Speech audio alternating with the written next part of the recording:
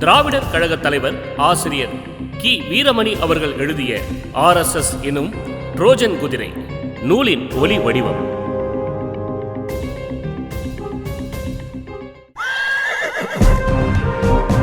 இதோ RSS எனும் Trojan குதிரை அத்தியாயம் 1. இந்து தர்மம், வர்ணம், ஜாதி காக்கும் அமைப்பு.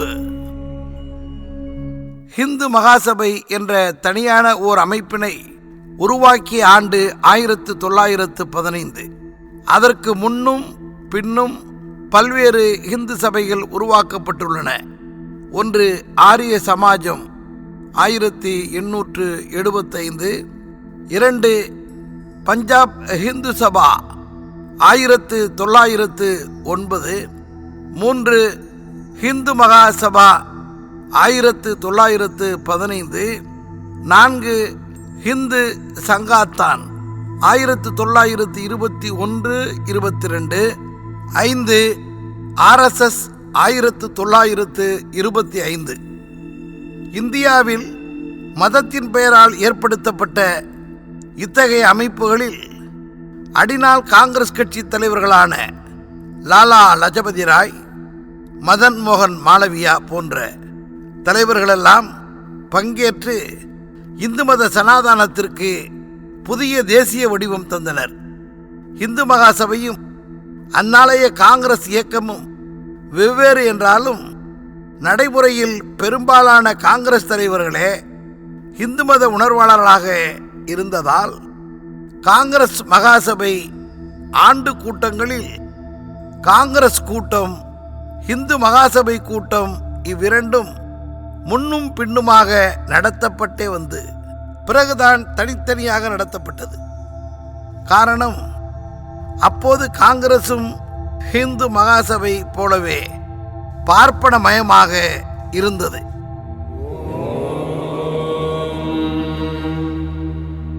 அக்காலகட்டத்தை பற்றி குறிப்பிடும்போது இந்துக்களிடம் முஸ்லிம்களுக்கு நம்பிக்கை இல்லாமல் போனதோடு காங்கிரசினால் ஏற்பட்ட பதவிகள் முஸ்லிம்களுக்கு சிறிதும் கிடைக்காமல் போனதால் 1906ஆம் வருஷத்தில் முஸ்லிம்கள் தங்களுக்கு தங்கள் விகிதாச்சாரம் தனிப்பட்ட பிரதிநிதித்துவம் கொடுக்க வேண்டும் என்று கேட்க வேண்டியவர்களானார். சர்க்காரார் அவ்வேண்டுகோளை ஒப்புக்கொண்டு முஸ்லிம்களுக்கு தனி பிரதிநிதித்துவம் தனி தொகுதியின் மூலம், அதாவது முஸ்லிம்கள் மாத்திரமே ஓட்டும் செய்யும்படியான நிபந்தனையின் மீது ஏற்படுத்தினார்கள். இவற்றின் பயனால் 1909 முஸ்லிம்களுக்கு தனி தொகுதி மூலம் பிரதிநிதித்துவம் கிடைத்தது விளங்கும் என்கிறார் பெரியார். இந்து அமைப்புகளின் ஆதிக்கம் தங்களை நசுக்கி விடுமோ, உரிமைகளை பறித்து விடுமோ என்கிற அச்சத்தினாலேயே முஸ்லிம்கள் தங்களுக்கு தனியே இடஒதுக்கீடு கேட்டு போராடி ஓரளவு வெற்றி பெற்றனர். பிறகு இரு சாராரின் சந்தேகமும் அச்சமும் பெருகவே அது பாகிஸ்தான் பிரிவினை கோரிக்கை வரை சென்றது. இந்து மகாசபை என்றால் வெளிப்படையாக தெரிகிறது. எனவே தொண்டு என்கிற சர்க்கரை பூச்சினை தமது விஷ உருண்டையில் தடவி கொடுக்கவே 1925 புதிதாக தொடங்கப்பட்ட அமைப்புக்கு ராஷ்டிரிய ஸ்வயம் சேவக் சங்கம் RSS என்று நாமகரணம் சூட்டப்பட்டது.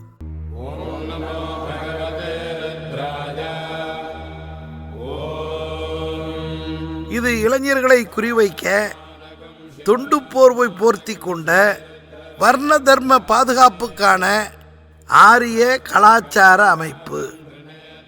இதனை RSS அமைப்பின் மேனாள் தலைவரான கோல்வால்கர் தாம் எழுதிய ஞானகங்கையில் கீழ்க்கண்டவாறு தெரிவிக்கிறார். நமது சமுதாயத்தின் மற்றொரு விசேஷ அம்சம் 4 வருண அமைப்பு ஆகும். இன்று இது ஜாதிவாதம் என்று கூறி கேலி செய்யப்படுகிறது. வருண அமைப்பு என்று கூறுவதே கேவலமானது என்று நம் மக்கள் எண்ணுகின்றனர். அந்த நால்வருட அமைப்பில் உருவாகிய சமூக அமைப்பினை சமூக நீதிக்கு புறம்பானது என்று தவறாக எண்ணுகின்றனர். சமுதாயம் என்பது இறைவனின் 4 வகை தோற்றங்கள் என்றும் அதனை அனைவரும் தத்தம் இயல்பிற்கேற்ற முறையில் தமக்கே உரிய முறையில் வழிபட வேண்டும் என்றும் கூறி வந்தனர். அம்முறைப்படி பிறருக்கு ஞானம் வழங்குவதன் மூலம் அந்தணன் புகழ் பெறுகிறான் எனில், பகைவனை அழிப்பதினால் சத்திரியன் புகழுடையவனாக போற்றப்படுகிறான் என்றும், தனது வாணிபத்தாலும் விவசாயத்தாலும் வளம் பெருக்கிய வைசியன் எந்த விதத்திலும் புகழ் குறைந்தவனாக கருதப்படுவதில்லை. அதுபோன்றே தனது கைத்திறனால் சமுதாயத்திற்கு சேவை செய்து வந்த சூத்திரனும் புகழ்மிக்கவனாய் கருதப்பட்டு வந்தான். ஞானகங்கை MS கோல்வால்கர், பக்கம் 162, 163. சூத்திரன் புகழ்மிக்கவனாக கருதப்பட்டானா? சூத்திரன் என்றால் அவன் அடிமைதானே. மனு கூறுவது என்ன? அவனது தர்மம் என்ன? படிக்க உரிமை உண்டா? திருமண உரிமை உண்டா? சொத்து வைத்துக் கொள்ள உரிமை உண்டா? பகவத்கீதையில் சூத்திரனும் பெண்களும் பாவயோனியிலிருந்து பிறந்தவர்கள் என்று சுலோகம் கூறுவது அவர்களுக்கு பெருமையா? சதுர் வர்ணம் மயா சிருஷ்டம் என்ற சுலோகம் பற்றி ஸ்ரீ காஞ்சி சங்கராச்சாரி சந்திரசேகரேந்திரர் தெய்வத்தின் குரல் நூலில் கூறுவது என்ன? வைதிக மதம் அல்லது வேத மதமான பார்ப்பன மதத்தின் அதிகாரப்பூர்வமான குரலை ஒலிக்கும் உரிமை பெற்றவர்களில் ஒருவரான காஞ்சி சங்கராச்சாரியார் ஸ்ரீ சந்திரசேகரேந்திர சரஸ்வதி சுவாமிகள் தனது தெய்வத்தின் குரல் நூலில் வர்ணாசிரமம் பற்றி எடுத்துரைக்கின்றார். இதோ அந்த பகுதி.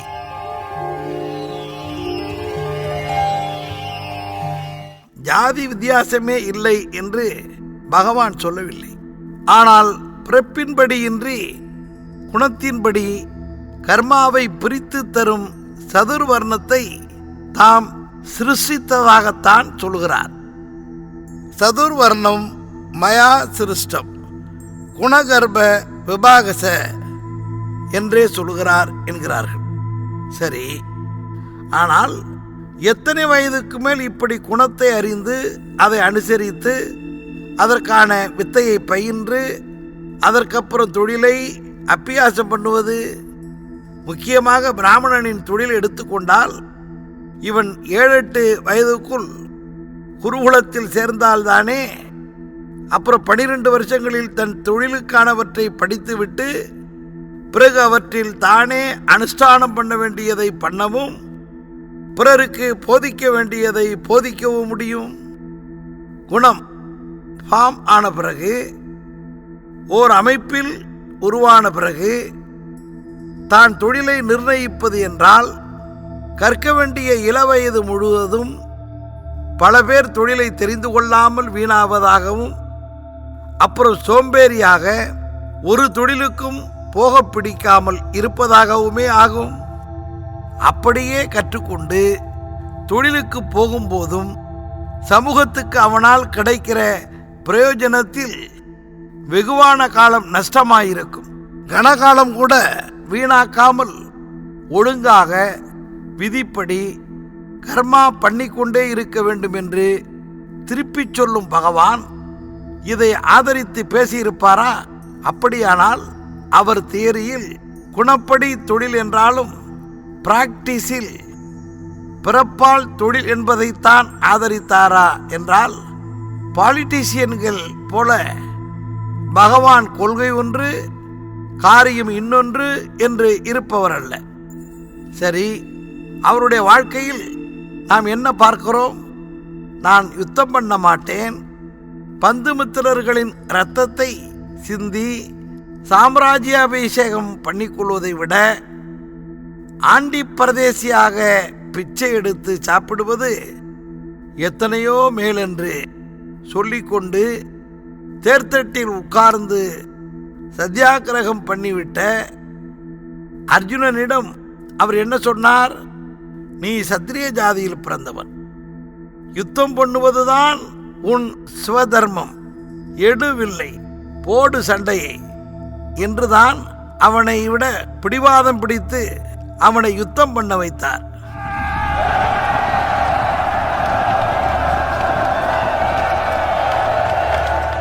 அப்படியானால் தர்மபுத்திரரின் விஷயம் என்ன? சண்டையே கூடாது, சமாதானமாகவே போய்விட வேண்டும் என்றுதானே அவர் ஆரம்ப காலத்திலிருந்து வந்திருக்கிறார். அவரையும் பரமாத்மா சத்திரிய தர்மத்தை தான் அனுஷ்டிக்க பண்ணினார் என்றார். அவர் ஸ்வதர்மம் என்கிற போது அவரவர் ஜாதி தர்மத்தை தான் சொன்னார் என்றுதான் அர்த்தமாகும். பிராமணராக பிறந்தும் சத்திரிய தர்மப்படி யுத்தத்தில் இறங்கிய துரோணாச்சாரியார் மாதிரியானவர்கள் பெரியவர்கள் என்பதால் பகவானாக அவர்களை நிந்திக்க மாட்டாராயினும் பீமசேனன் போன்றவர்கள் இவர்களை ஜாதி தர்மம் விட்டதற்காக குத்தி காட்டி பேசிய போதெல்லாம் பகவான் ஆட்சேபித்ததில்லை. அதனால் பிறப்பால் ஏற்படுகிற ஜாதி தர்மமே அவர் சொன்ன ஸ்வதர்மம் என்று உறுதியாகிறது. அப்படியானால் ஏன் குணகர்ம விபாகச என்றார்? இந்த ஜாதி தர்மமே தான் உள்ளூர அவரவரின் குணமாகவும் இருக்குமாதலால் குணத்தால் சதுர்வர்ணம் பிரிவதாக பகவான் சொன்னதும் பிறப்பால் இப்படி ஜாதியாக பிரிவதும் ஒன்றேதான்.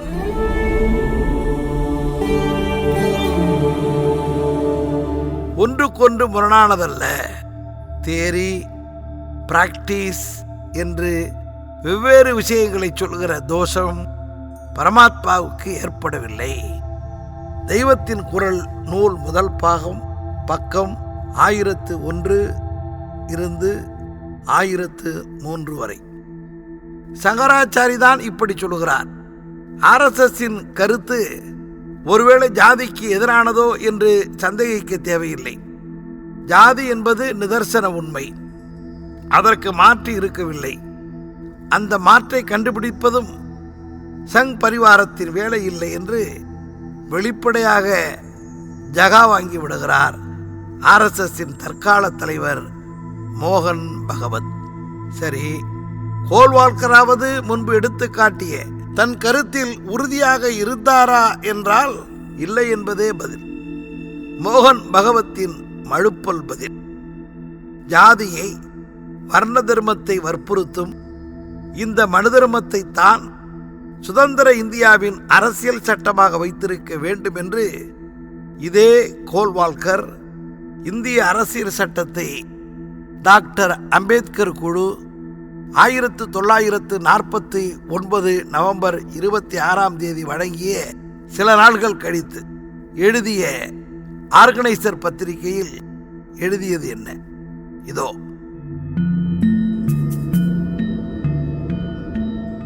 But in our constitution there is no mention of the unique constitutional development in ancient Bharat. Manu's laws were written long before Lycurgus of Sparta or Solon of Persia. To this day, his laws as enunciated in the Manusmriti excite the admiration of the world and elicit spontaneous obedience and conformity. But to our constitutional pundits that means nothing. இதன் தமிழாக்கம் வருமாறு: பழமையான நமது பாரதத்தில் நிலவிய தனித்துவமான அரசமைப்பு மேம்பாடுகள் குறித்து நமது அரசமைப்பு சட்டத்தில் குறிப்பிடப்படவில்லை.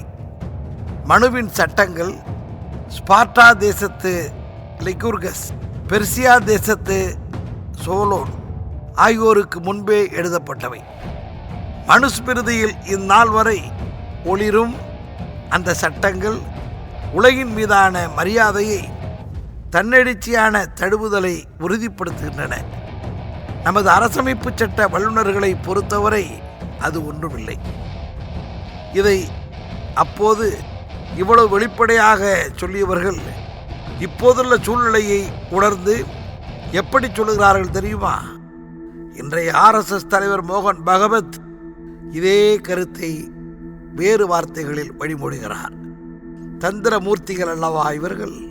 அதனால்தான் 2017 ஐதராபாத்தில் நடைபெற்ற அகில பாரத் ஆத்வக்த வழக்குரைஞர்கள் பரிஷத் கூட்டத்தில் பேசிய மோகன் பகவத் that the constitution was written based on foreign sources, which is something we must address.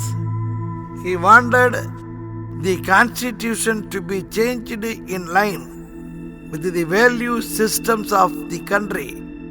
There seemed to be an accident discomport with the norms and values enshrined in our present constitution. இதன் தமிழாக்கம் வருமாறு: இந்த அரசமைப்பு சட்டம் வெளிநாட்டு தரவுகளின் அடிப்படையில் எழுதப்பட்டது. அது குறித்து நாம் பேசியாக வேண்டும். நமது அரசமைப்பு சட்டத்தை நமது தேசிய மதிப்பீடுகளுக்கு ஏற்ப மாற்ற வேண்டும். அதற்கு மதிப்பீடுகளும் முறைமைகளும் அற்ற வடுக்களை சரி செய்து அவற்றால் நமது அரசமைப்பு சட்டத்துக்கே மெருகேற்ற வேண்டும். ஜாதி வர்ண முறையை அவ்வளவு வெளிப்படையாக இன்றைக்கு ஆதரித்து பேசாமல் இப்போதுள்ள RSS குருபீட தலைவர் ஜர்ஜங் ஜாலக் மோகன் பகவத் அதை சற்று மழுப்பி காலத்திற்கேற்ப உருமாற்றத்துடன், ஆனால் அதே நேரத்தில் அடிப்படையை மாற்றிக்கொள்ளாமல் உறுதிபட கூறுவது என்ன? RSS அமைப்பின் இலக்கான ஹிந்து ராஷ்டிரம் என்ற ஹிந்து தர்மப்படி ஆட்சி என்றால் அதன் முதல் அம்சமே ஜாதி முறை வர்ணாசிரம பாதுகாப்பு தானே. பக்கத்து நாடான நேபாளம் சில ஆண்டுகளுக்கு முன்பு வரை ஹிந்து நாடாக ஹிந்து கிங்டம் காட்சியளித்தது. பிறகு கம்யூனிஸ்டுகளும் மாவோயிஸ்டுகளும் ஆட்சிக்கு வந்த பிறகு அது மாற்றமடைந்தது. அந்த காலகட்டத்தில் ஜாதி முறை தவறென்று யாராவது அங்கே எழுதவோ பேசவோ கூட முடியாது. உடனே சட்டப்படி தண்டனை, சிறைவாசம் தானே வந்துவிடும். ஆரிய படையெடுப்பின் அனர்த்தம் எப்படியெல்லாம் இந்த வர்ண ஜாதி முறை மூலம் மக்களை பிரித்தும் கீழ்மைப்படுத்தியும் கல்வி அறிவை அந்த மண்ணின் மைந்தர்களுக்கு சட்டப்படியே மறுத்தும் வந்துள்ளன என்பது விளங்கவில்லையா? டாக்டர் அம்பேத்கர் இது பற்றி காந்தியும் காங்கிரசும் தீண்டாதார்களுக்கு செய்தது என்ன என்ற நூலில் நெஞ்சம் கொதித்து எழுதுகிறார். உலகில் மற்ற நாடுகளில் கூட அடிமைத்தனம் உண்டு, வாய்ப்புகள் மறுப்புண்டு. ஆனால் இதை மீறி சூத்திரன் கீழ்ஜாதிக்காரன் படித்தால் நாக்கு அறுக்க வேண்டும். காதால் கேட்டால் காதில் ஈயத்தை காய்ச்சி ஊற்ற வேண்டும் என்று எழுதிய சாஸ்திர கொடுமை உண்டா என்று கேட்டார். இந்த நால்வர்ண முறை ஒரு வகையான டிவிஷன் ஆஃப் லேபர், தொழில்கள் அடிப்படையில் அவரவர் பிரித்து கொள்ளும் ஒரு சிறப்பான முறை என்று தவறான வியாக்கியானம் விளக்கம் தரப்பட்டதை எதிர்த்து டாக்டர் அம்பேத்கர் சரியான பதிலடி கொடுத்து சொன்னார். It is not division of labour, it is division of labourers. இது தொழிலால் பிரித்தாலும் சூழ்ச்சி. இது வேலை பகுப்பு அல்ல, வேலை ஆட்கள் பகுப்பு என்று கூறினார். மாவீரன் அலெக்சாண்டர் இந்திய பரப்பின் மீது படையெடுக்கும் முன் எதிர்க்கரையில் தனது படைகளை நிறுத்தி ஓய்வெடுக்க சொல்லி வேவு பார்த்து வர தனது ஒற்றர்களை அனுப்பினார். அந்நாட்டின் இராணுவத்தின் பலம் பற்றி அறிந்து வரச் சொன்னார். ஒற்றன் வந்து சொன்னான், அங்கே இராணுவ முகாம்களில் உணவு பந்திகளில் கூட தனித்தனியே தான் அமர்ந்து சாப்பிடுகின்றனர். அப்படியா? இவ்வளவு பிரிவினை இருக்கும் இவர்களை வெல்வது மிகவும் கடினமல்ல என்று திடமான முடிவுக்கு வந்தான் அலெக்சாண்டர் என்பது வரலாற்று கதை. வேற்றுமைகள் எங்கே உள்ளனவோ அங்கே ஒற்றுமைக்கு ஒருபோதும் இடமில்லை என்பதாக சரித்திரத்தை பற்றி கூறுவதுண்டு. என்ற ஜாதியும் உட்பிரிவுகளும் படிக்கட்டு ஜாதி முறையும் தானே இந்த நாட்டு மக்களிடம் சமத்துவம் ஏற்படாமல் தடுத்து நிறுத்துபவை இல்லையா? இது பற்றி இன்றைய RSS தலைவர் மோகன் பகவத்திடம் RSS தொண்டர் ஒருவர் கேட்ட கேள்விக்கு அவர் அளித்த மழுப்பலான பதில் பற்றி தினேஷ் நாராயணன் எழுதிய the RSS and the making of the deep nation நூலில் பின்வரும் செய்தி காணப்படுகிறது. பழைய பார்ப்பனிய நடைமுறை மீது குற்றம் சுமத்தும் RSS தலைவர் மோகன் பகவத் பல நூறாண்டு காலமாக பாகுபாடு காட்டப்பட்டு வந்ததால் பாதிக்கப்பட்டிருக்கும் மக்களை அமைதிப்படுத்தி அவர்களது கோபத்தை போக்குவதற்கு உயர்ஜாதி மக்கள் தயாராக இருக்க வேண்டும் என்பதை ஒப்புக்கொள்கிறார். சொல்லுவதற்கு வேண்டுமானால் அது எளிதானதாக இருக்கக்கூடும் என்பதை கடந்த ஆண்டுகளில் நிகழ்ந்த நிகழ்வுகள் காட்டியுள்ளன. இது பற்றிய சங்கத்தின் வழிமுறையை ஒரு நிகழ்ச்சியை கூறி பகவத் விளக்கி கூறினார். இந்து கடவுளர் வரிசையில் இருக்கும் ராமர் சம்புகனை கொன்றதை நீங்கள் ஆதரிக்கிறீர்களா என்று ஓர் RSS தொண்டரிடம் கேட்கப்பட்டது. பார்ப்பனர்களுக்கும் சத்திரியர்களுக்கு மட்டும் அனுமதிக்கப்பட்டிருக்கும் தவத்தை மேற்கொண்ட ஒரு கீழ்ஜாதியைச் சேர்ந்த சம்புகன் தலையை ராமர் வெட்டிவிட்டார் என்று ராமாயணத்தில் உள்ளது. ஓர் இந்துவுக்கு இது ஒரு தந்திரமான கேள்வியாகும். ராமரை கொண்டாடுவதை நிறுத்திக் கொள்வதா அல்லது சம்புகன் கொல்லப்பட்டதை ஆதரிப்பதா என்ற குழப்பத்தை ஏற்படுத்தும் ஒரு கேள்வி இது. அதற்கு அந்த RSS தொண்டர் அளித்த பதில் புத்திசாலித்தனமானதாக இருந்தது மட்டுமின்றி RSSஇன் வழிக்கு மிகச்சிறந்த எடுத்துக்காட்டாக விளங்குவதும் ஆகும். இந்த கேள்வியை கேட்பதன் மூலம் அதை கேட்டவர் கடவுள் நம்பிக்கையற்றவர். அவர் இதை கேட்பதன் மூலம் கடவுள் ராமர் வரலாற்று ரீதியில் இருந்தவர் என்பதை அவர் ஒப்புக்கொள்கிறார். தனக்கு ஆதரவாக ஒரு உண்மையை நிலைநாட்டிய பிறகு அந்த தொண்டர் சம்புகன் பிரச்சனையையே தன் பதிலின் மூலம் குழப்பம் மிகுந்ததாக ஆக்கிவிட்டார். ராமர் உண்மையிலேயே சம்புகனை கொன்றாரா என்பதை இப்போது பார்ப்போம். இந்த அத்தியாயம் முழுவதும் உத்தர ராமாயணத்தில் இடைச்செருகளாக சேர்க்கப்பட்டது என்று பலரும் நம்புவதால் இது விவாதத்துக்கு உரிய ஒரு பிரச்சனையாகவே இருக்கிறது. நேர்மையற்றவர்களையும் அசுர அரசனையும் தான் ராமர் கொன்றார். சம்புகன் கொல்லப்பட்டது நமக்கு ஒரு பொருட்டே அல்ல. சம்புகன் கொலைக்கு ராமரே காரணம் என்று கூறப்பட்டால் அதனை நாங்கள் மறுப்போம். ஒரு கேள்வியை கேட்டதன் மூலம் ராமர் என்ற அவதாரம் இருந்தார் என்பது மெய்ப்பிக்கப்படுவதால் அந்த நிகழ்ச்சியையே நம்பிக்கைக்கு உரியதாக அவர் ஆக்கிவிட்டார்.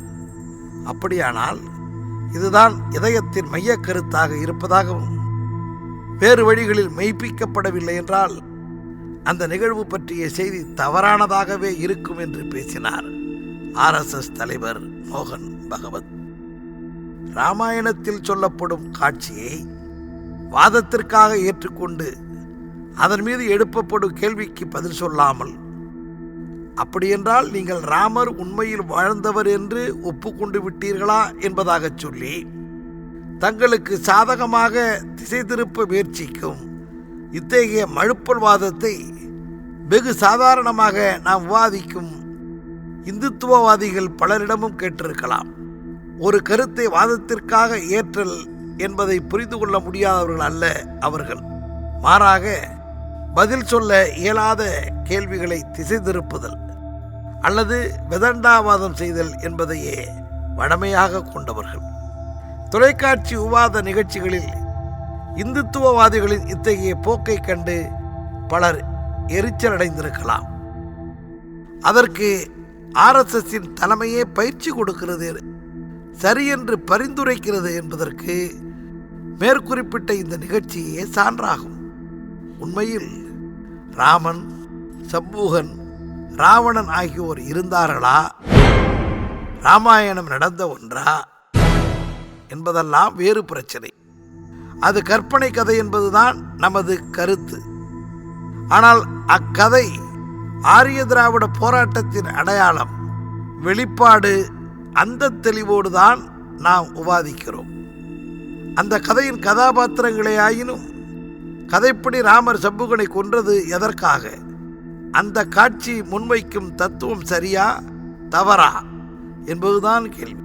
அதற்கு நேர்மையாக பதிலளிக்கும் பழக்கம் எப்போதுமே அவர்களுக்கு இருந்ததில்லை. ஏனெனில் அப்படி பதிலளித்தால் இவர்களின் பூச்சு சிதைந்துவிடும், உண்மை முகம் வெளிப்பட்டுவிடும். எனவேதான் இத்தகைய விதண்டாவாதங்கள். உண்மையில் இந்து மதத்தின் அடிப்படையும் அதற்காக உருவாக்கப்பட்ட ஸ்மிருதிகள், சுருதிகள், இதிகாசங்கள், புராணங்கள் அனைத்தின் கருத்தும் நோக்கமும் இலக்கும் வர்ண தர்மத்தை பாதுகாப்பதே. அதற்கான சமகால அமைப்பே ஆர்எஸ்எஸ். இதுவரை நீங்கள் கேட்டது ஆர்எஸ்எஸ் எனும் ட்ரோஜன் குதிரை என்ற ஒலி புத்தகத்தின் முதல் அத்தியாயம். குரல் முனைவர் க. அன்பழகன். புத்தக வெளியீடு திராவிடர் கழகம். ஒலி புத்தக வெளியீடு பெரியார் பண்பலை. அடுத்தடுத்த அத்தியாயங்களை கேட்க இணைந்திருங்கள்.